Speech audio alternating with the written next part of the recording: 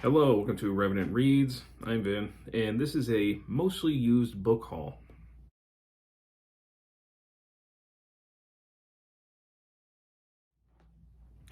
So I have here a stack of books. Now this is just one half of the stack. I have the other half right over here. Um, it's been, I would say, well, it's been a couple months since I've made a book haul video. And I haven't gone crazy buying books, but I have, over the last few months, been acquiring them, mostly secondhand, except for a few. And I figured, I like making these haul videos just to get people's impression, especially if they've read any of these things. They can kind of let me know what to expect, and I love knowing that. Oftentimes, people give me some really good insight before I get into reading a book. So I'm gonna, I think, divide this haul up into two videos just to make it a little more manageable time-wise. So the first video, I'm going to look at things that are like fiction or weird miscellaneous things that I've picked up. And the second video, I'll focus on the nonfiction history that I've gotten. So with that, let's start looking at the pile. I guess I'll start with the fiction that I picked up.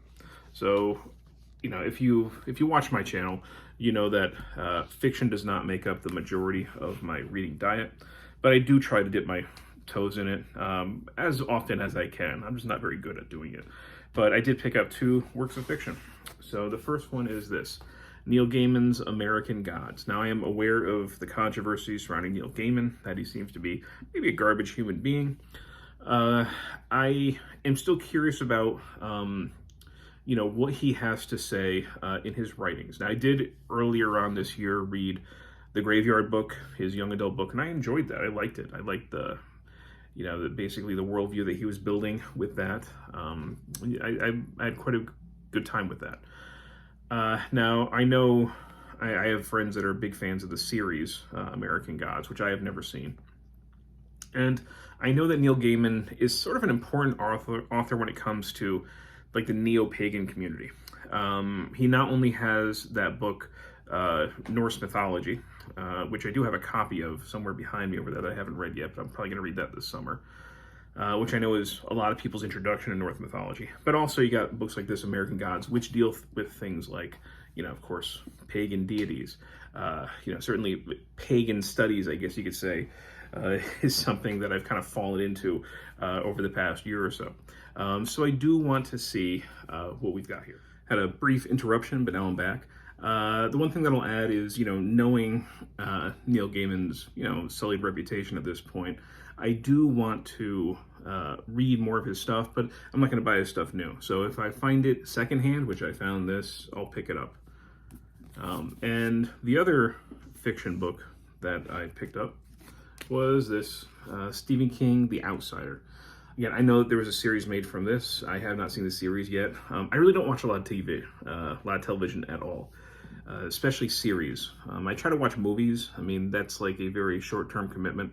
About 90 minutes to 2 hours, I'm done. If a series, ends up sucking, I've wasted a lot of time. So, and plus, a lot of times I wait for my wife to watch series with me. And what that means is that it takes us a very, very long time to get through series. So I think we've been watching Game of Thrones for 2 years at least now. We're still not done with it just because we don't binge watch. It's every so often in the evening we'll watch a couple episodes. So anyhow, I do like Stephen King. I am sort of doing like a Stephen King reading project where I am reading his works in publishing order, the ones that I have. You can see I've got quite a few of them on the shelf over there. I just haven't really done much with it yet this year. I've been really heavily focused on my nonfiction history reading. I haven't read much fiction at all this year. And who knows, maybe this summer I'll get to more Stephen King. But I found this super cheap and figured, what the heck, I've heard decent things about it. Okay, the next thing. We have got, so I do like soccer, or football if you're not in the U.S. And I always, I've read a few books on soccer, and I've always seen this one. I know it's an older book at this point, but it was super cheap. I know it's a thicker read too. So if people have read this, maybe you can let me know, is it worth reading? And, also, is it outdated at this point? Is it worth picking up? So again, this is Socronomics, Simon Cooper and Stefan Szymanski. Why England lose, why Germany, Spain, and France win, and why one day the rest of the world will finally catch up. So you can let me know, is something like this actually worth the reading at this point or not? And I'll consider it. I don't know if I'll keep it or not. I picked up this at like a cheap, not exactly dollar store, but the kind of store that sells things super cheap, more than $1, but usually less than $5. And they have a little book section, and I saw this, and I thought, oh yeah, that's kind of cool, because I saw who the author was. So this is the TCM Fright Favorites, horror classics to haunt your movie night. I saw it was David J. Scull. So David J. Scull, he unfortunately passed away in an accident, and I liked his writing. He's a really good horror scholar. His book on Monster Show, that was kind of my introduction to horror studies, and gave me the real insight that I was looking for into how to understand horror films and appreciate them in a historical context. So when I saw that he was the one that authored this, I thought that was pretty cool. And it basically profiles various films, and he gives like a little short essay on them. Of course, you can see it's full color pages, which is pretty cool. So this is probably something that would be fun to go through around Halloween time. Some of the choices, I wasn't quite sure if they really fit into frights.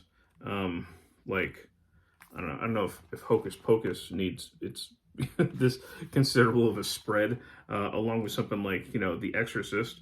But I'll find out what he's going for more, I guess, when I read like the introduction. But yeah, I thought this was kind of neat, nice little thing to put on the shelf and leaf through. So what should I? Okay, these are two very much outlier type books that I saw super cheap, and I picked up, but I kind of have to explain what I would do with them. So this is Moon Magic, Your Complete Guide to Harnessing the Mystical Energy of the Moon by Diane Alquist, I guess. And she also has Moon Spells, How to Use the Phase of the Moon to Get What You Want. Now, right off the bat, okay, I am not a magical practitioner. I am not a magical believer. I am an atheist. I don't believe in supernatural at all. But I had mentioned that sort of pagan studies thing that I've been doing. So I would consider myself, part of the year, you can almost call me an atheo-pagan, maybe like a humanistic heathen. So I am interested in ritual practice, and ritual practice that focuses on things that I think are important, but also that follow natural rhythms. So that's the kind of thing that intrigues me in order to gain a deeper connection to the natural world, or like thinking about, those loved ones who have passed, those sorts of things. So when I saw this super cheap, I thought, okay, maybe I can find something useful out of this. So like, I look at the back here, it's spells of how to attract a lover or receive divine messages. That's not at all anything that I'm interested in, or that I even believe in. So I am not going to be reading these. I'm not the target audience, and I won't be reading them in a way that they were intended to be read. Instead, I will kind of go through and mine them for rituals relating to the moon, that focus, just to see if it gives me any ideas for my own practice. So when I do read them, I don't know if I'll make a video on them or talk about them in a video. Maybe I will, but it won't be anything like a review, because I'm not the target audience for this sort of thing. I am just looking for sort of inspiration, again, when it comes to rituals revolving around natural cycles, and that help you focus on sort of important things in life. So that's what that's all about. The next book I didn't get secondhand. This is one of the few, aside from that TCM Frights one, that I actually paid for, because this is like right up my alley. Again, when I'm talking about that sort of pagan practice, this goes to the heart of it. So this is Weird Ecology, Heathen Ritual and Gifting Relations by Barbara Jane Davy. And this is from Oxford University Press. It's part of their Oxford Ritual Studies. And she spent several years with a heathen group, basically a Norse pagan group. I think is it the American Northwest, or no, Ontario, Canada. So they're up in Canada. And she looks at the way that the gifting rituals to nature So I'm assuming these people had kind of an animist perspective. How it changed or affects their relationship with the natural world. And this goes to the heart of the kind of thing that I am interested in when I talk about pagan studies. So that's why I was really excited to kind of see this, and I want to, at some point this year, I'm going to dive into it. I have some other things that are on the docket right now, but so I'm not going to read the whole thing, just a couple little sections here. Within contemporary heathen communities, the Old English term weird is used to refer to the web of relations that connect all threads of existence. And then towards the end, it says, Dave illustrates how making offerings and giving gifts is important, not only because of what people might believe about the gods, but because it gives people a sense of relatedness to their world. Ritual practices may thus play a critical role in instilling an ecological conscience and can encourage ethical relations and pro-environmental behavior. So that's the thing that I'm interested in reading about. I do think that if we are to save the planet and ourselves, we might need to return to a more animist approach to our relations to the natural world. That is just something that I believe. I'm sure many people will disagree with me on that, but I think maybe it might be part of the remedy that we need. So yeah, I'm excited about this. So that's like the first half of my book haul. Some of these are kind of weird, I know. Are definitely certainly different for what I usually end up bringing in. But if you've read any of these, I'd love to hear your thoughts. And as always, thank you, BookTube.